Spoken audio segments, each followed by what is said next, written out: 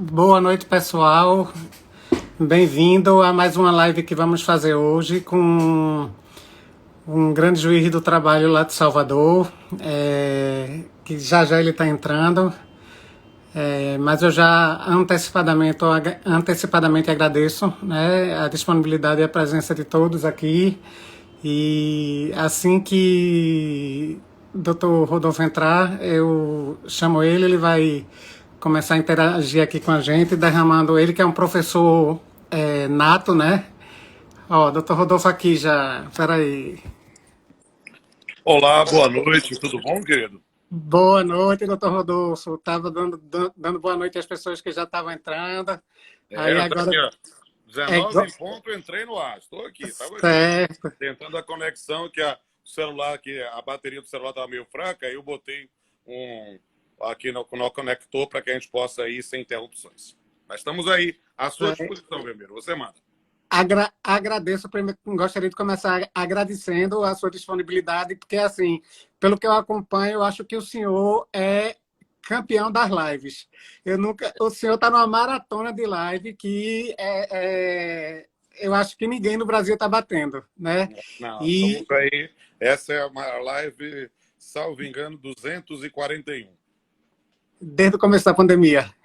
desde o começo da pandemia. Pronto.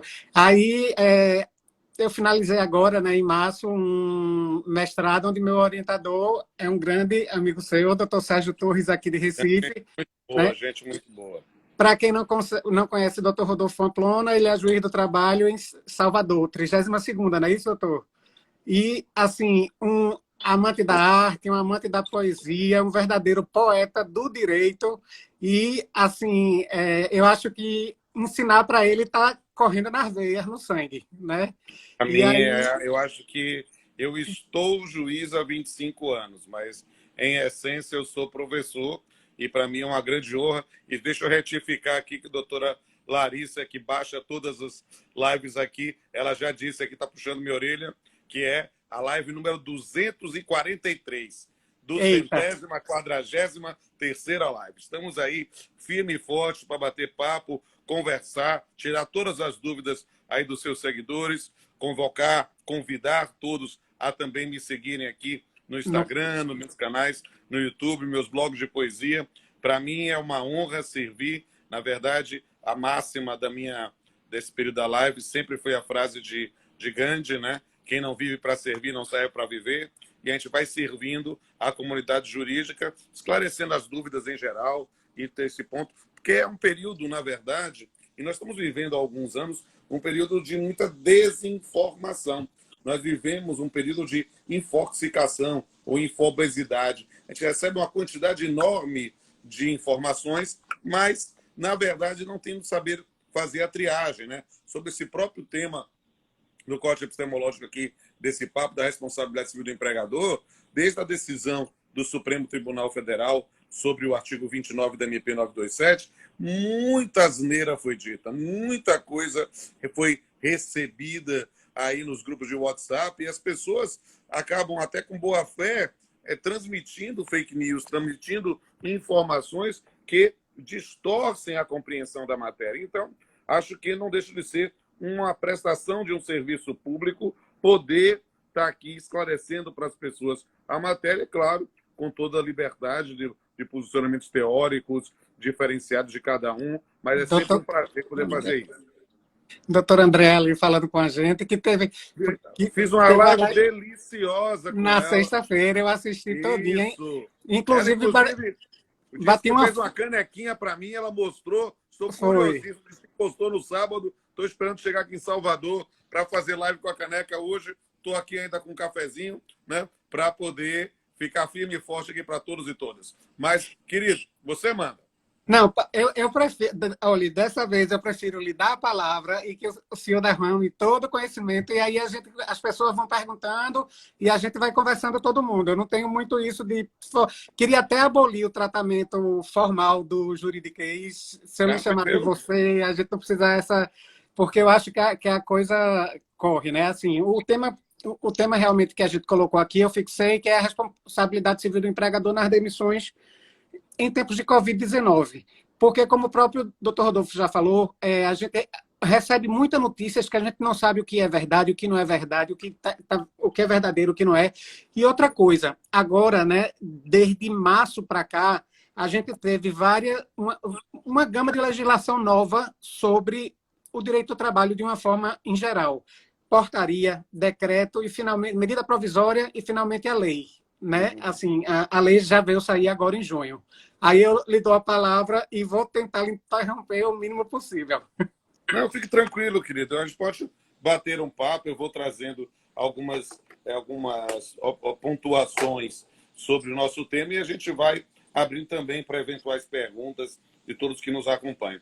Na verdade, a gente, então, fazendo uma visão geral sobre a ideia da responsabilidade civil do empregador em relação à Covid-19, e nesse ponto também falando sobre a extinção de postos de trabalho, eu prefiro usar a expressão despedida do que demissão, porque demissão sempre a gente acaba identificando como iniciativa do empregado, menos no serviço público, a gente fala em demissão, a bem do serviço público, mas pensando nas relações privadas, o que é que eu vou tentar dar uma visão ampla aqui sobre a matéria? Na verdade, a gente precisa explicar esse tema, lembrando que nós estamos vivendo um período absolutamente excepcional.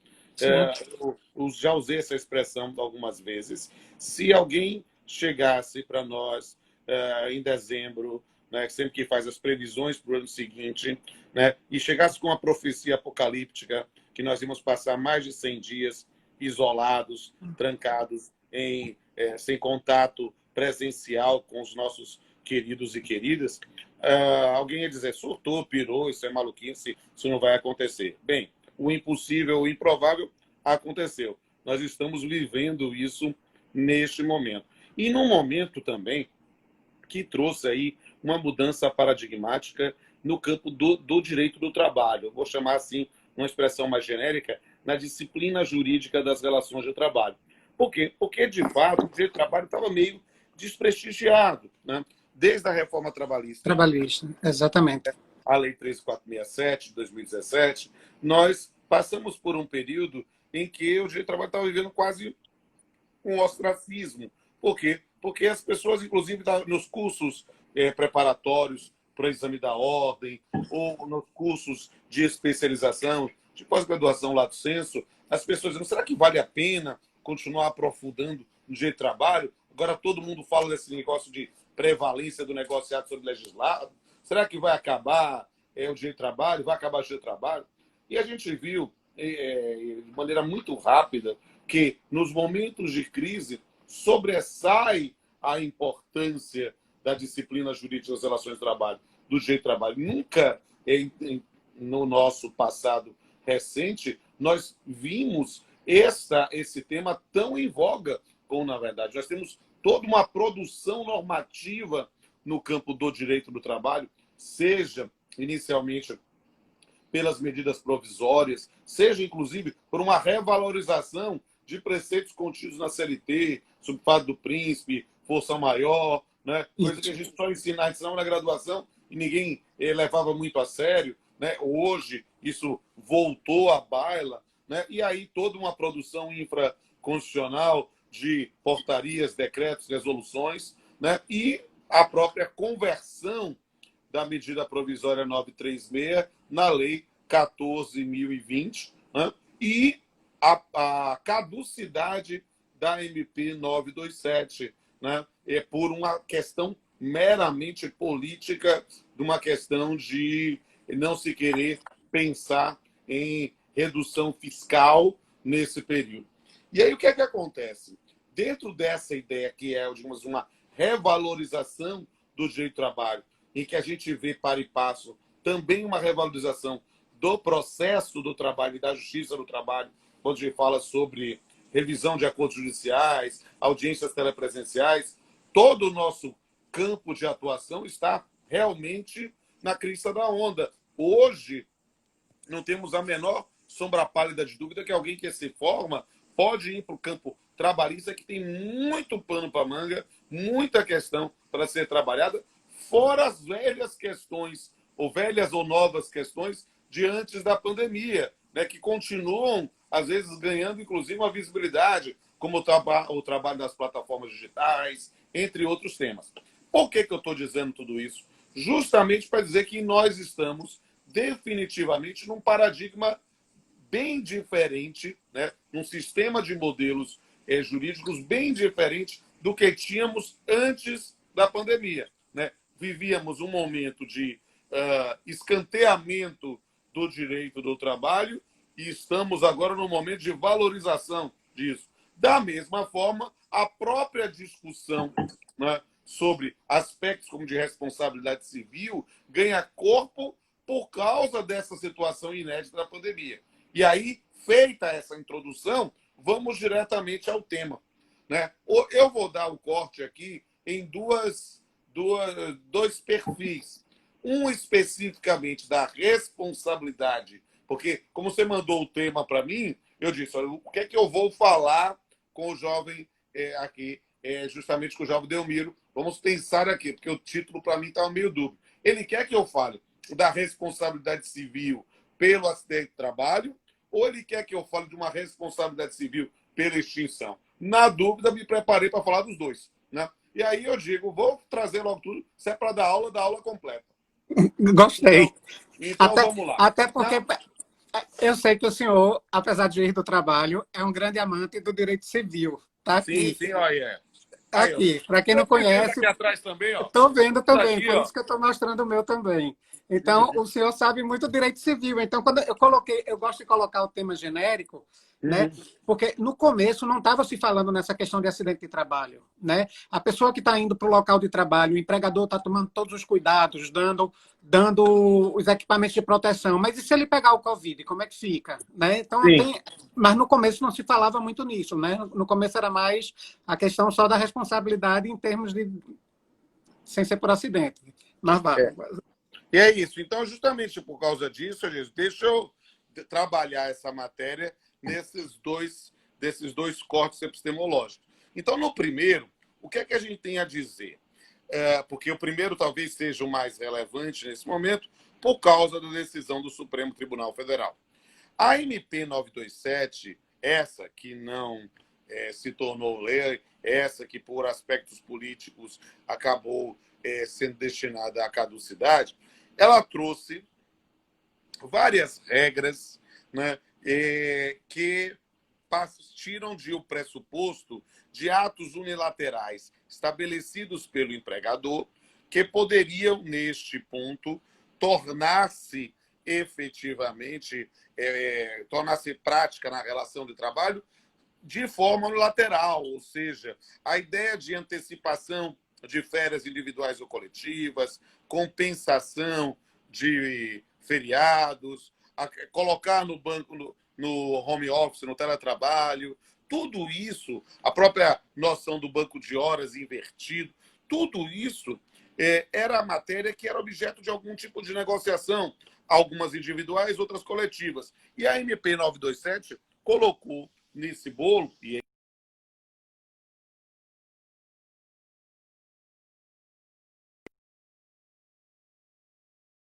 essas normas como uma forma de preservar emprego e renda.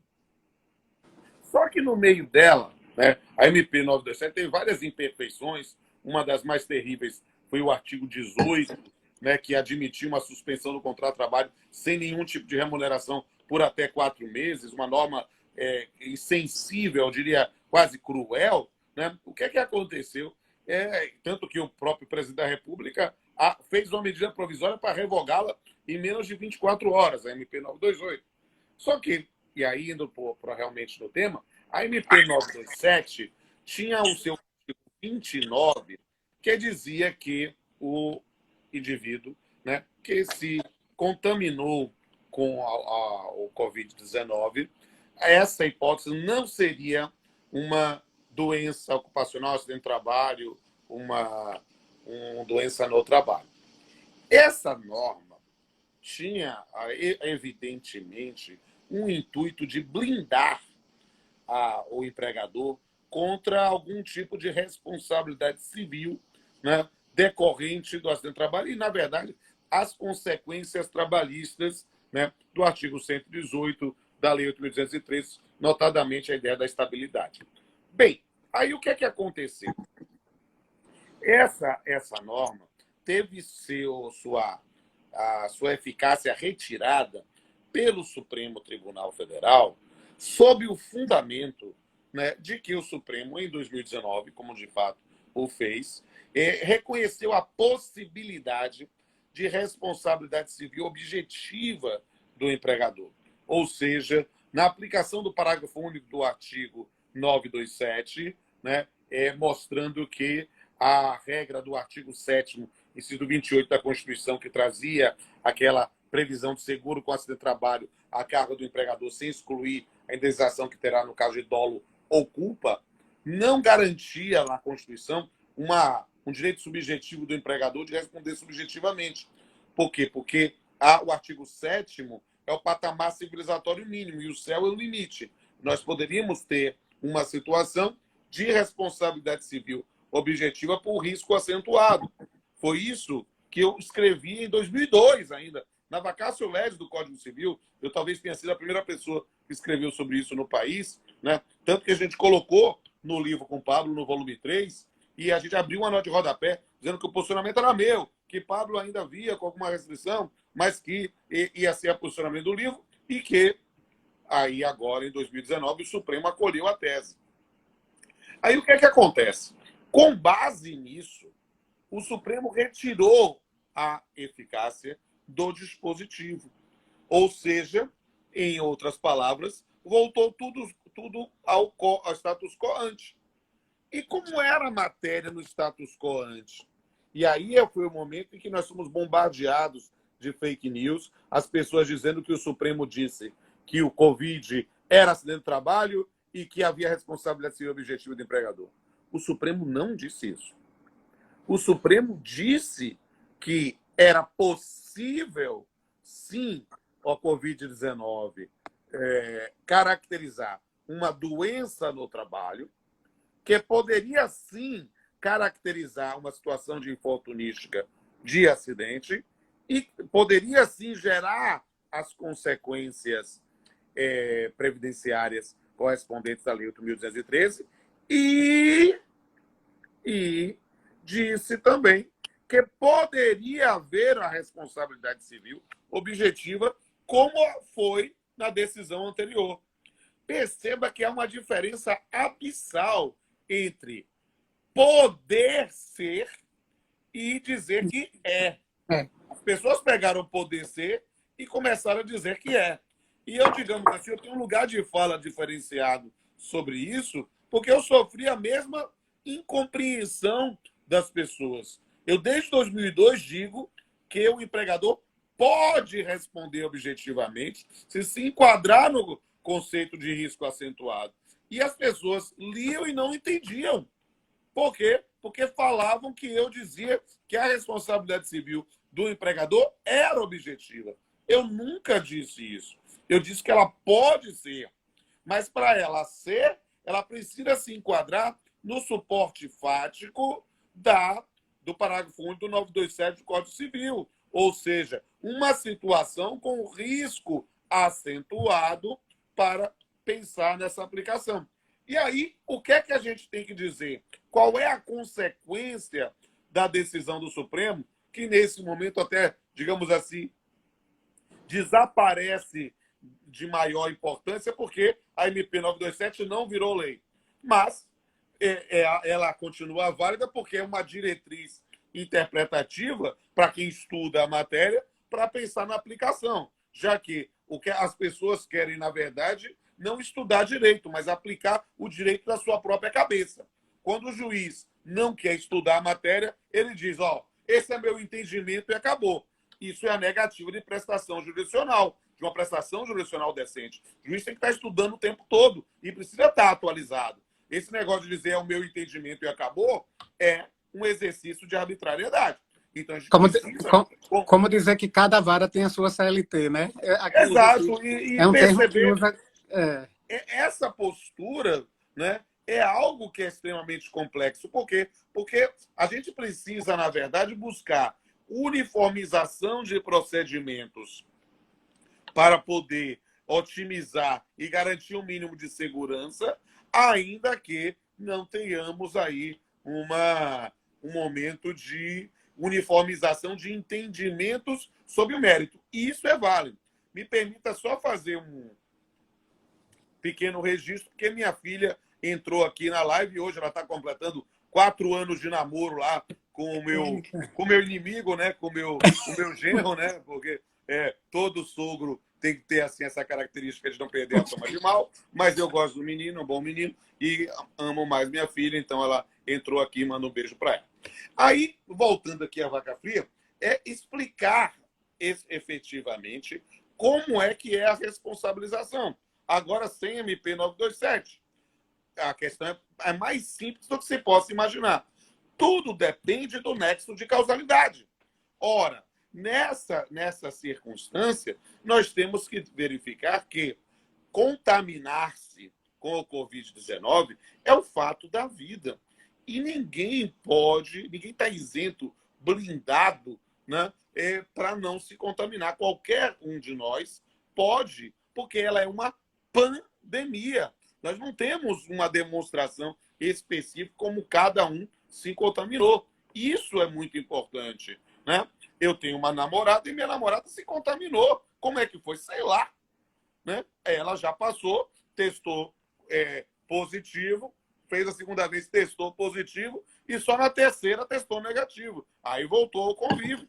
E aí se imunizou. Mas perceba como é que a gente pode afirmar peremptoriamente onde ela se contaminou. Não tem como. E eu não me contaminei. Como é que pode ser isso? Perceba, a gente vai ter... nós não temos as afirmações científicas sobre essa matéria. E a gente precisa efetivamente compreender o que é que está acontecendo. Ora, nessas circunstâncias, o que é que a gente vai entender, amigo Delmiro? Né? Que se alguém contrai a doença, alguém se contamina, é acidente de trabalho? Não, não é. Alguém contrai a doença, ele tem que entrar no auxílio-doença, né? Agora mudou de nome os benefícios da Previdência Social, mas o antigo auxílio-doença, nos primeiros 15 dias, e se precisar se afastar por período superior a esses 15 dias, vai para o INSS. E, testando negativo, volta ao convívio e prossegue a vida. Alguma responsabilidade do empregador? Nenhuma. Por quê? Porque isso, de fato, é algo decorrente de uma pandemia. Agora, se for possível demonstrar, aí a demonstração do nexo de causalidade, que o indivíduo contraiu essa doença no trabalho, sim, e aí é meu outra... amigo Delmiro, isso não é fácil. Por quê? Porque nós podemos contrair em qualquer lugar e nós não sabemos necessariamente como, porque estamos numa pandemia onde a gente se contaminou. Então, nessas circunstâncias, né, se puder demonstrar, e eu não há raciocínios a priorísticos de procedência ou improcedência. Há o reconhecimento natural da dificuldade de demonstrar. Mas, superada a dificuldade e demonstrado, convenceu o magistrado, e isso faz parte, digamos assim, da beleza do direito na construção de convencimentos, convenceu realmente que houve lá, ou, vamos pensar assim, o próprio empregador assumiu isso, tinha outro cuidado, bom. Aí, nessa circunstância, não é acidente do trabalho, é doença do trabalho, que está previsto na Lei 8.203 e tem a proteção equivalente ao acidente do trabalho, ou seja, vai afastar os 15 dias, precisou mais do que isso, auxílio-doença acidental. Imagina o seguinte, a pessoa se contaminou, a recomendação é o indivíduo ficar afastado 14 dias.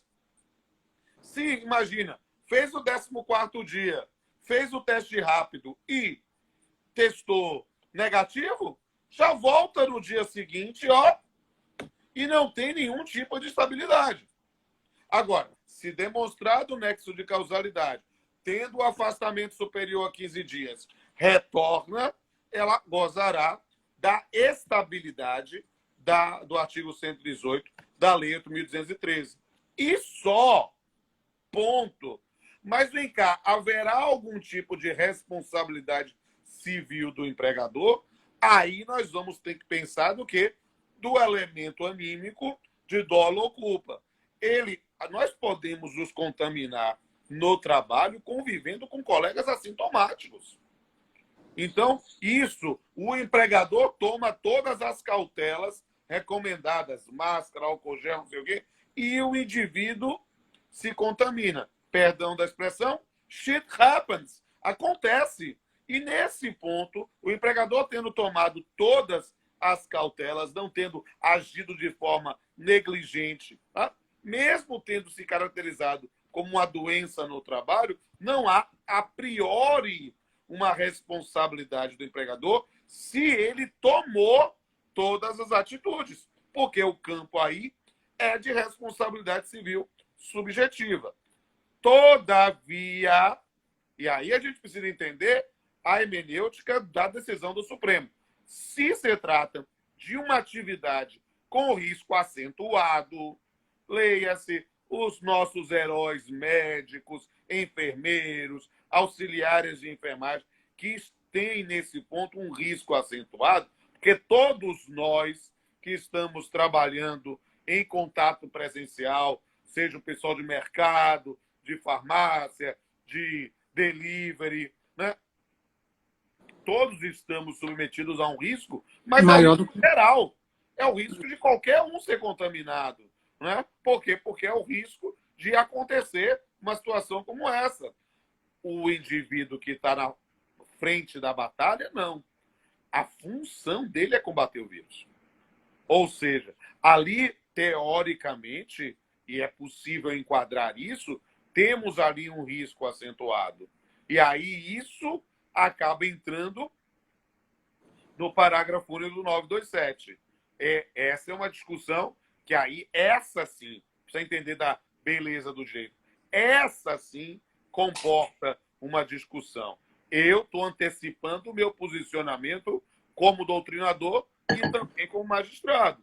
Para mim, só haverá responsabilidade civil objetiva de quem efetivamente está trabalhando para alguém na frente de batalha. Hospitais em geral. Né? Nas outras situações, parece-nos que ainda é no campo da responsabilidade civil subjetiva. E aí sim há o espaço para a argumentação e, eventualmente, uma tomada de posicionamento dos tribunais superiores. Perceba que aí eu posso dar uma visão geral sobre a matéria e ainda só com meia hora de live. Quer que eu fale logo do ponto corte? Ou você prefere... Fale. Não, eu prefiro Bom, que... Perfeito. Aí o que é que acontece? Quando eu recebi o tema aí de Delmiro, eu fiquei na dúvida se era a responsabilidade civil do empregador, né, pelo acidente de trabalho, ou era uma responsabilidade civil do empregador na extinção do posto de trabalho.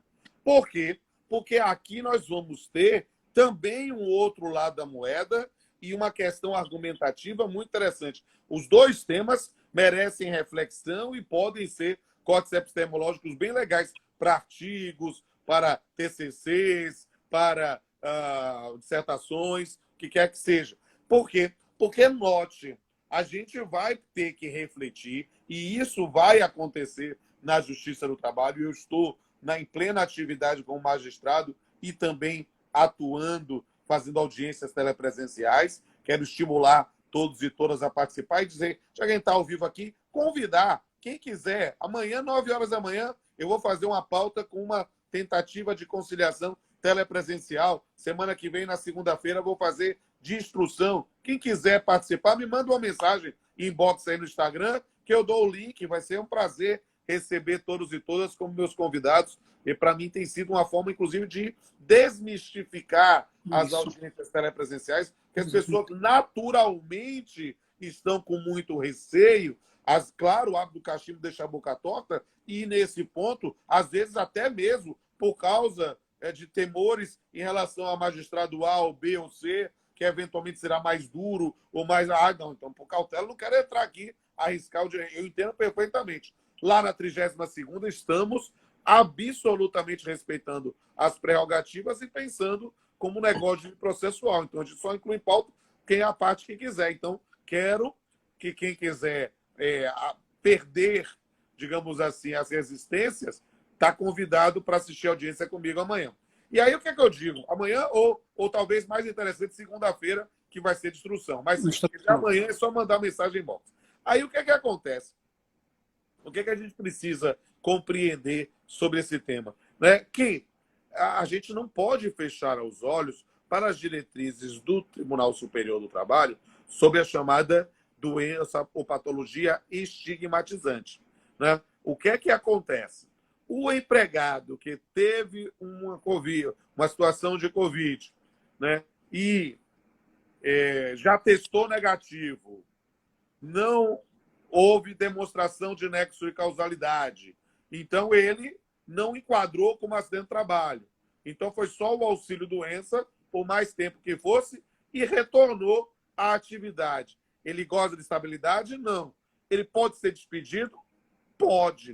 Mas é bom alguns empregadores colocarem as suas barbas de molho. Por quê?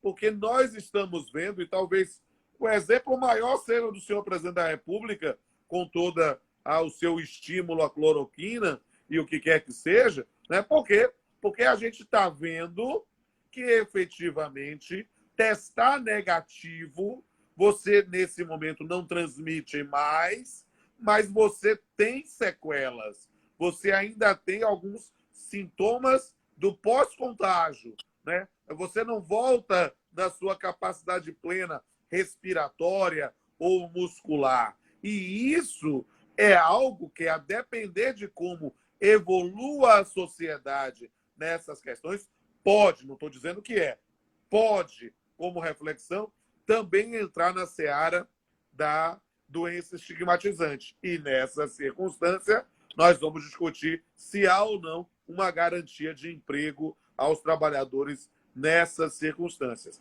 E por isso, pode, aí sim, surgir uma responsabilidade civil do empregador no caso de uma despedida em tempos de Covid.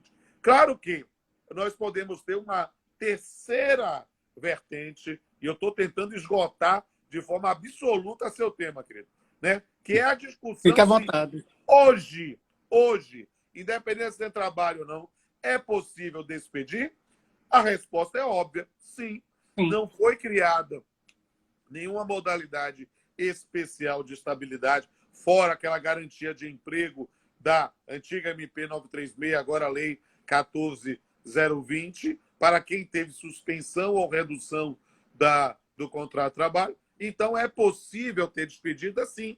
E aí a gente tem visto situações, e aí eu tenho de respeitar, né? A minha postura é sempre respeitosa com os ilustres colegas que têm determinado reintegração de trabalhadores nesse período de pandemia. Mas o fato é que essa decisão é calcada numa visão mais principiológica, de voluntarismo jurídico, do que propriamente de previsão legal específica, legal ou naturalmente contratual, que respalde isso.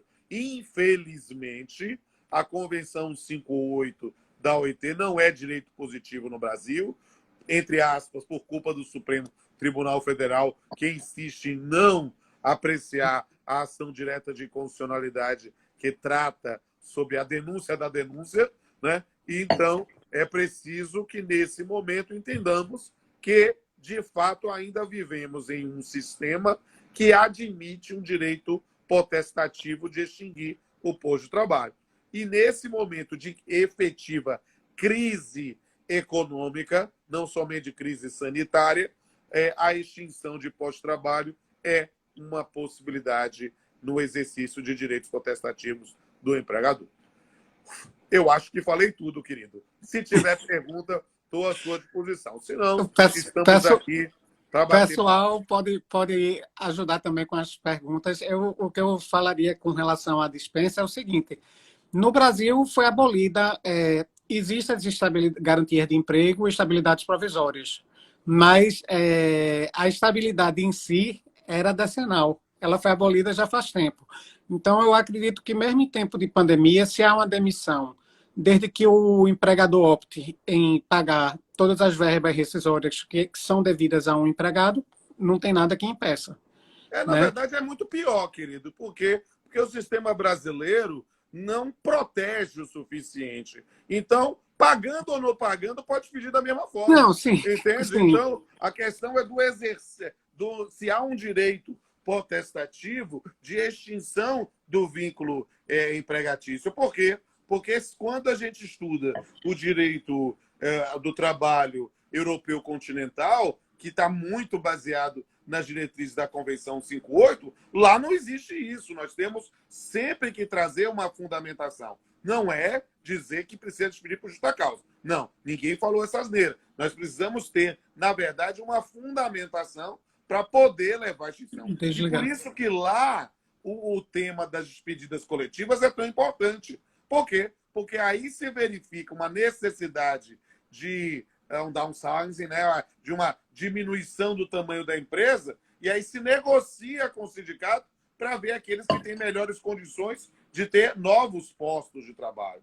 Né? E isso, o que acontece num sistema capitalista bruto que não tem proteção ao posto de trabalho? Toda empresa, quando vai despedir logo os mais antigos, porque, em tese, são os que ganham mais, são os que têm determinados direitos incorporados, e estão mais, talvez tenha mais, e nesse ponto não se olha para a situação pessoal do indivíduo, que muitas vezes vai ter maior dificuldade para obter outro posto de trabalho ou algo do gênero. Então, realmente é uma reflexão que a gente precisa ter, mas neste momento de pandemia e nessa atual falta de diálogo com os interlocutores sociais do ponto de vista nacional, fica um assunto que está no armário.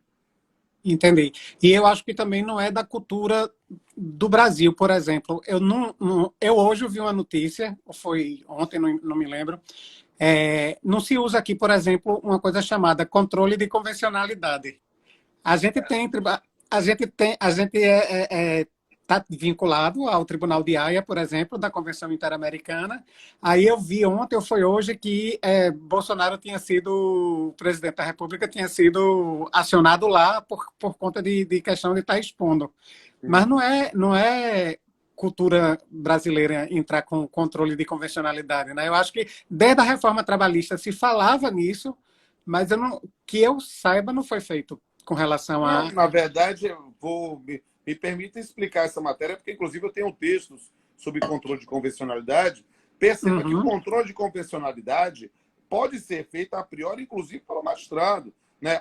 Quando você tem determinados dispositivos que podem, né, dentro dessa perspectiva da decisão do Supremo Tribunal Federal, de normas supralegais, do gênero, verificar essas situações. O problema é que a gente precisa entender, muitas vezes, como é a disciplina de determinadas convenções e recomendações, mas trabalhar com as convenções da IT, porque elas trabalham muito com conceitos jurídicos determinados, com uma flexibilidade no campo das relações trabalhistas para o direito positivo. Né? Então, nesse ponto, o que eu não sei e o que eu não me arrisco a afirmar é se há, nesse ponto, inconvencionalidades na mudança da diretriz com a reforma trabalhista. Mas, havendo, é possível, sim, que o magistrado assim o faça. O problema é que não há, e aí eu concordo contigo, dizendo a mesma coisa com outras palavras, né, que, na verdade, não há uma cultura de Isso. controle de convencionalidade em juízos individuais no Brasil. Na verdade, eu que sou um coroa, Delmiro, né, eu estudei Direito Internacional numa época que não estava muito prestigiado no Brasil. Tive professor de Direito Constitucional, professor de Direito Internacional, que dizia que o Direito Internacional era aquele com o qual ou sem o qual tudo fica tal qual. Isso, Eita. isso era desmoralizante na sala de aula. E, na verdade, claro que eu estudei há muitos anos, né? Mas preciso dizer que, na contemporaneidade, principalmente por causa do bloco econômico europeu, nós temos que pensar nesta atualização dessa visão sobre as normas de direito comunitário e de direito internacional na busca de um Estado global. É claro que isso ainda está tateando, mas a gente, hoje, já vive num paradigma diferenciado de há 30 anos, quando eu estava na faculdade. Agora, é ainda um caminho a se percorrer. E, como diz o poeta, o caminho não existe. O caminho se faz caminhando. Entendi. E brilhante explicação. Que eu tenha conhecimento, só existem 3 ações em que o Brasil foi condenado pelo Tribunal de Haia. Né? Não sei se tem mais. Mas o que é que o senhor... Temos ainda uns 15 minutos, 20. Alguém fez alguma pergunta aqui? Deixa eu ver. Como fica o abatimento dos 15 dias de atestado médico na GPS conforme a lei? Sinceramente, isso não mudou, não. A ideia especificamente é de fazer a adequação, né? Esse período dos 15 dias é assumido pelo empregador e aí é só fazer o registro correspondente da mesma forma. O aspecto básico, e talvez seja ainda mais profundo, era a discussão da Lei 13.979, que trazia especificamente a previsão de que o afastamento por isolamento, quarentena, né, nessa circunstância, independente de atestado médico, né, por quê? Porque era a situação de cautela, o indivíduo não estava doente, mas ele, naquele momento, tinha chegado de uma viagem ao estrangeiro, então ele precisava ficar em isolamento um período.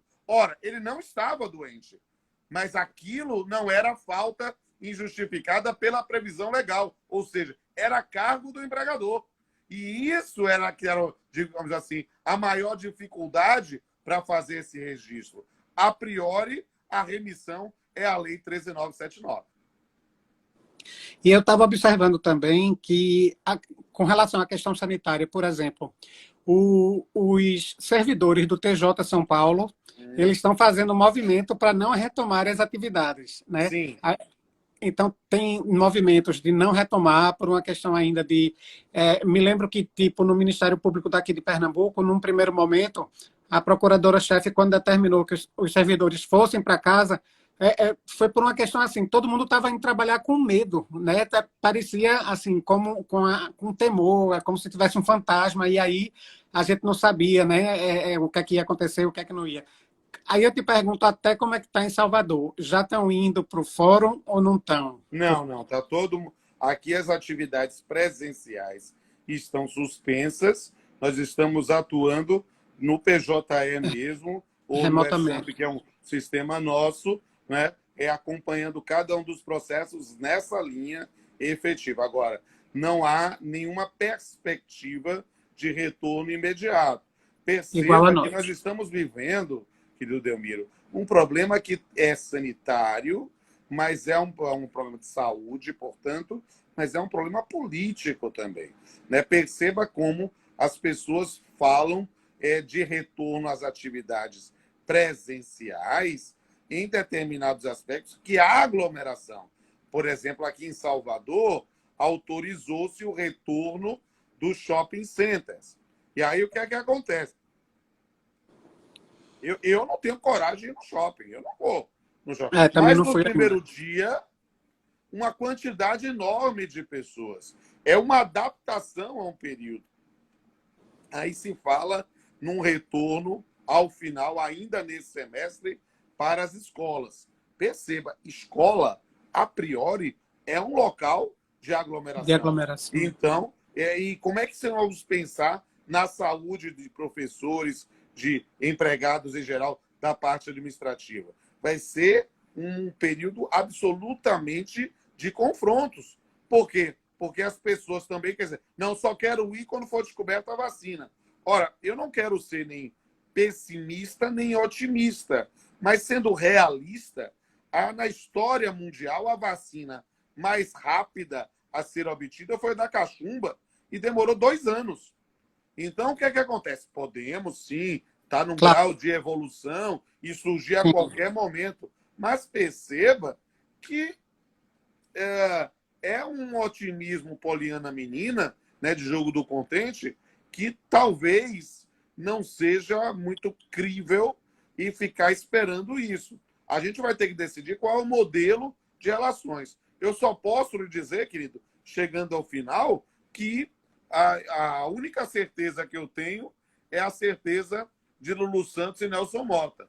Nada do que foi será, de novo, do jeito que já foi um dia, tudo passa, tudo sempre passará. Eu acho que a pandemia vai passar, mas eu acho que a gente não vai voltar ao nosso estado anterior, né? A expressão do ano é o novo normal. Nós estamos construindo o novo normal, mas estamos construindo, ou seja, estamos no gerúndio. Nós não sabemos como é que vai chegar ao final. Então, a gente vai ver quando chegar lá. Como vai ser, não sei. Eu realmente temo muito por esse futuro. Eu quero, já que chegar aqui ao final, né, dizer a cada um que nessas circunstâncias, se for possível, me sigam aí no Instagram. Para mim é muito legal conhecer novas pessoas. Pode mandar mensagens em inbox, eu respondo, sou eu mesmo que respondo. Sigam lá meus 2 canais no YouTube, canal Pamplona, canal Papeando com Pamplona, né? Essa live aqui eu vou pedir para a doutora Larissa fazer o download, já mandar. Vou botar no canal Papeando com Pamplona, que é onde eu coloco todas as lives que eu faço como convidado, né? E, para quem gosta de poesia, vejam meus 2 blogs de poesia. Eu posto uma poesia por dia, todo dia, há mais Todo de 10 dia, anos. Todo dia. Faço uma programação para quê? Porque eu acho que a vida só faz sentido com filosofia e arte. E a poesia é uma das minhas artes. Só para responder aqui para a Anirol, que diz: o empregado pode se negar a trabalhar em loco, ou seja, trabalhar presencialmente. Essa é uma questão que é importantíssima. A partir do momento em que se reconhece que a atividade está autorizado a fazer, né, está autorizado. Então, o shopping, por exemplo, para ver, o cara pode se recusar, não estando contaminado, ou seja, não estando doente, ou não estando em isolamento, ele deve ir. Ele só pode recusar tendo efetivamente uma justificativa para isso. E exercer. Aí o cara vai dizer: então pode pedir por justa causa? Não, você não descreve por lado. Vai, desconta a falta, vai verificar até que o indivíduo retorne. Se ele não retornar, aí sim a gente pode pensar no abandono.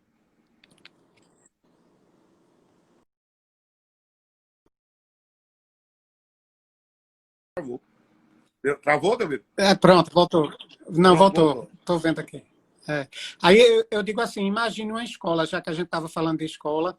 Eu sou amigo de um casal que tem uma filhinha de 3, vai fazer 4 anos. Aí eles dizendo, se ela for para... Como é que vai controlar crianças de 3 a 4 anos de se abraçarem? Quem sabe?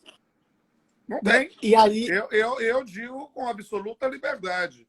Eu tenho 2 filhos, né? Uma filha que apareceu aqui, que já está na universidade, e um filho que ainda está no ensino médio. Eu não recomendo a nenhum deles que retorne para as atividades presenciais, seja na faculdade, seja na escola. Se for possível manter ainda telepresencial, eu quero que tenha um mínimo de segurança, pensando como pai, pensando como consumidor. Parece-nos que a gente deve ter esse cuidado. Agora, é preciso verificar isso. Pode ser um retorno gradativo, pode ser um retorno que faça uma aula presencial para quem já foi contaminado, que esteja imunizado. Pode ser uma aula que possa ser presencial, mas transmitida também para lá. Então, é algo que a gente vai ter que verificar cada uma das hipóteses.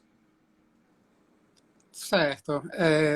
Tem uma colega aqui perguntando no caso de pessoas que viajaram e não puderam regressar porque não tinha o ônibus, avião, transporte, né? Se não tem como transportar e o indivíduo viajou dentro do período, e se ele informou isso, não é abandono, não tem ânimo de abandonar. Não. Né? E então, nesse caso, é falta de justificado. O que caracteriza, com certeza, é o ânimo de abandonar, e não a situação que teve de viajar. Se o cara não tem... Agora, se o cara está com medo de viajar, é diferente. Agora, se não tem como se deslocar, a cidade está em lockdown, ele viajou dentro de um período que era possível viajar, não tem como pensar em abandono nisso. Né? Eu estou E dizendo com absoluta liberdade. Claro que isso, o controle judicial vai depender da visão do colega, mas se forem postos só esses fatos, sinceramente, vai tomarem uma condenação boa no seu trabalho. Bom, eu estou satisfeito. Não sei se tem mais alguma pergunta aí de alguém. Imagino que o senhor deve ter outra live daqui a pouco. Não sei se ainda tem uma hoje ou não. Essa aqui eu marquei só a sua. A gente agendou bonitinho para ficar, beleza? Mas ainda tenho que resolver coisas dos meus processos, para deixar minha pauta amanhã.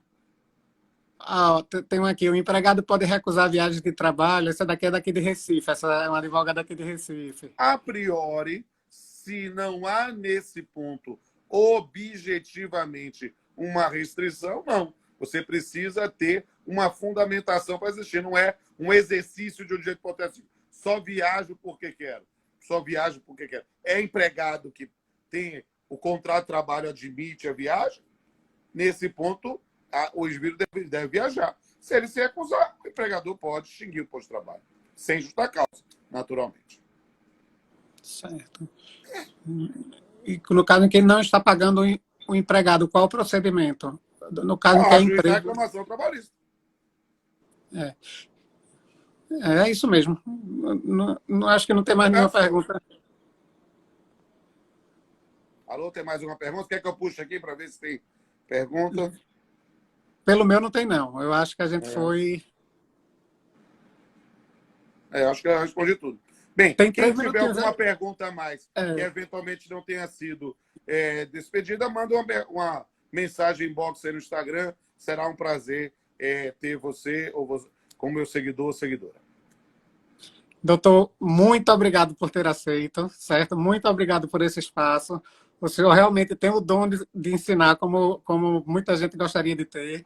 E espero um dia, quando vier a Recife, conhecê-lo pessoalmente. Será um prazer. Estou dizendo para todo mundo que, como eu estou aqui trancado, isolado presencialmente, eu estou torcendo pelo fim da pandemia, o retorno às possibilidades de viajar, e eu quero rodar esse país conhecendo todos e todas que eu tive contato apenas aqui pelo mundo virtual. E só esse bate-papo já é enriquecedor, né? A gente aprende só trocando ideias, conversando, e um assunto puxa o outro. A gente terminou falando em controle de convencionalidade, que não tinha nada a ver com isso, e o senhor deu uma aula aí. Então, é muito bom. Eu lhe agradeço. E precisando de alguma coisa por aqui, pode contar também. Combinado. É um prazer. Tá bom? Mando um abraço a todos e todas, em especial para o Sérgio Torres, que é uma figura muito rara, um grande amigo. Ele disse, Pamplona, eu tenho um orientando, Delmiro, você aceite aí. Eu digo, eu vou aceitar, meu amigo. Tem problema. Não, que ele é seu fã, vai lá. Eu quero que você aceite. Eu digo, eu já vou aceitar. E aí, calma, Sérgio, um beijo para você. Tá vendo aqui a minha live com o Delmiro. É porque eu aperreio muito ele, entendeu? Aperrei mesmo, ele é muito gente boa. Ele é sensacional. Eu sou, para Sérgio Torres, #, sou fã. Pois é, igualmente. Isso eu também. Até a próxima. Querido. Até a próxima, gente. Boa noite e obrigado a todos. Todo mundo que ficou aqui com a gente até agora. Até a próxima. Tchau, tchau. Tchau, tchau.